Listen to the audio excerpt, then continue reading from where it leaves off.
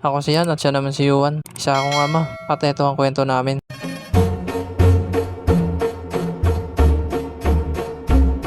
Umalis nga kami ng anak ko ngayon kasi babiyahe kami papunta sa mama niya kasi gusto ng mama niya doon magbabagong taon yung anak ko. Nandito na nga kami sa kanto at dito nga kami sasakay ng jeep papuntang Letre. At eto na may nakita na nga kami jeep kaya dali-dali na kami pumunta ng jeep at yung nakarating na nga kami. Pinauna ko na nga itong pasakay yung anak ko. Nandito na nga kami sa loob ng jeep at wala nga kaalam-alam tong anak ko kung saan kami pupunta.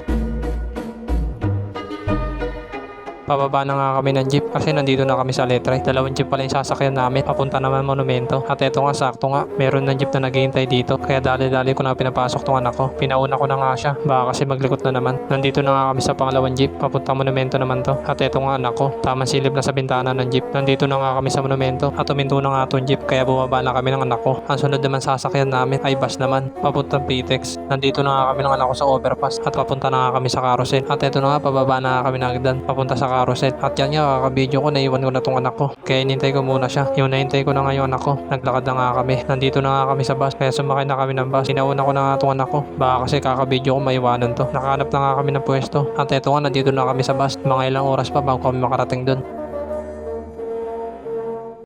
Makalipas nga ng 3 oras, nandito na nga kami sa PITX. Kung tawagin sa iba, PTEX. Puminto na nga yung bus, kaya niyaya ko na yung anak ko bumaba. At eto nga, bababa na nga kami ng bus at papasok na nga kami ng PTEX. Marami nga bumabiyahe ngayon si magbabagong taon. Marami umuwi sa mga probinsya. Nandito na nga kami sa loob ng PTEX. Kanina pa nga ito nagreklamo tong anak ko kasi nagugutom na daw siya. Kaya sabi ko, pagbaba namin, kakain kami ng Jollibee sa PTEX. Nandito na nga kami sa loob ng Jollibee at marami nga nakapila. Kaya pumila na ako. At eto nga anak ko, tamang tingin lang sa mga menu. Siguro nagugutom na talaga siya. Kaya ganyan siya makatingin. Tumingin nga ako sa menu kung ano ba yung nakakabusog. Siwa na nga lang in order ko para may kanin sa kaulam. Nakaupo na nga kami ng anak ko dito sa table namin at hinihintay ko na lang yung order ko. Dumating na nga yung order namin ng anak ko kaya binigay ko na yung pagkain niya kasi alam ko nagugutom na to. At eto nga pagbukas niya ng kanin sumubo agad siya. Kumain na nga rin ako kasi kanina pa ako nagugutom sa biyahe. 3 oras kasi kami kanina doon sa bus kaya gutom na gutom kami ng anak ko. Nakakagutom talaga pag bumabiyahe. Kakatapos ko nga lang kumain kaya uminom na ako ng coke. Ay sa wakas nakakain na ako. Hindi pa rin nga ito tapos kumain anak ko at ako tapos na nga kumain. Kaya tinulungan ko na tong anak ko na ubusin yung pagkain niya kasi anong oras na baka gabihin pa kami sa biyahe. At eto nga tapos na nga kami kumain ng anak ko kaya hindi na rin kami nagtagal dito. Lumabas na kami ng Jollibee kasi 2 oras pa biyahe namin papunta sa mama niya. Andito na nga kami sa number 8 at dito ngayon sakayan papuntang Alabang kaya lumabas na nga kami ng anak ko dito